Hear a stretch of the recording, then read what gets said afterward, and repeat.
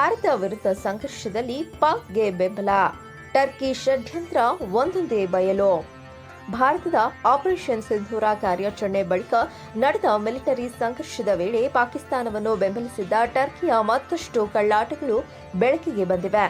ಭಾರತದ ವಿರುದ್ಧದ ಸಮರಕ್ಕೆ ಪಾಕಿಸ್ತಾನಕ್ಕೆ 350 ಡ್ರೋನ್ ಸರಬರಾಜು ಮಾಡಿದ್ದ ಟರ್ಕಿ ಡ್ರೋನ್ ಬಳಕೆ ಬಗ್ಗೆ ಪಾಕ್ ಸೈನಿಕರಿಗೆ ತರಬೇತಿ, ಮಿಲಿಟರಿ ಯಂತ್ರೋಪಕರಣಗಳ ನೆರವು ನೀಡಿರುವ ಸಂಗತಿ ಬಹಿರಂಗವಾಗಿದೆ.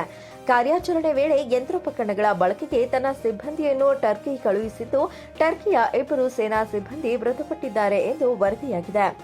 ಭಾರತದ ಮೇಲಿನ ದಾಳಿಗೆ ನಿರ್ದಿಷ್ಟ ಪ್ರದೇಶಗಳನ್ನು ಗುರುತಿಸಿದ್ದ ಟರ್ಕಿ ಸಲಹೆಗಾರರು ಎತ್ತರದ ಪ್ರದೇಶದಲ್ಲಿರುವ ಸೇನಾ ನೆಲೆಗಳ ಮೇಲೆ ದಾಳಿ ಕೇಂದ್ರೀಕರಿಸುವಂತೆ ಪಾಕ್ ಸೇನಾ ದಂಡನಾಯಕರಿಗೆ ಮಾಹಿತಿ ನೀಡಿದ್ದರು ಎಂಬ ಸಂಗತಿ ಹೊರಬಿದ್ದಿದೆ. ಟರ್ಕಿಯ ಅಸಿಸ್ಗಾರ್ಡ್ ಸೋಂಗರ್ ಡ್ರೋನ್ ಜೊತೆಗೆ ಬೇರಕ್ತಾರ್ TB2 ಮತ್ತು ಇಹಾ ಡ್ರೋನ್ಗಳನ್ನು ಪಾಕಿಸ್ತಾನ ಬಳಸಿಕೊಂಡು ದಾಳಿ ನಡೆಸಿದೆ ಎಂದು ಮಾಧ್ಯಮಗಳು ವರದಿ ಮಾಡಿವೆ.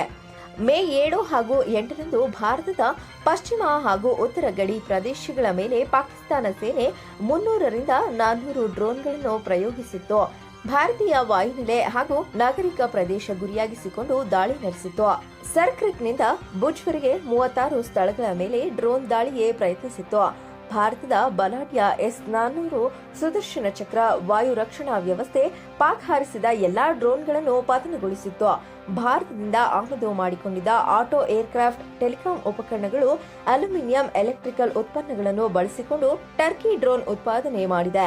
ಅದೇ ಡ್ರೋನ್ಗಳನ್ನು ಭಾರತದ ವಿರುದ್ಧದ ಸಮರಕ್ಕೆ ಪಾಕಿಸ್ತಾನಕ್ಕೆ ನೀಡಿದೆ ಎಂದು ಮಾಧ್ಯಮಗಳು ವರದಿ ಮಾಡಿವೆ.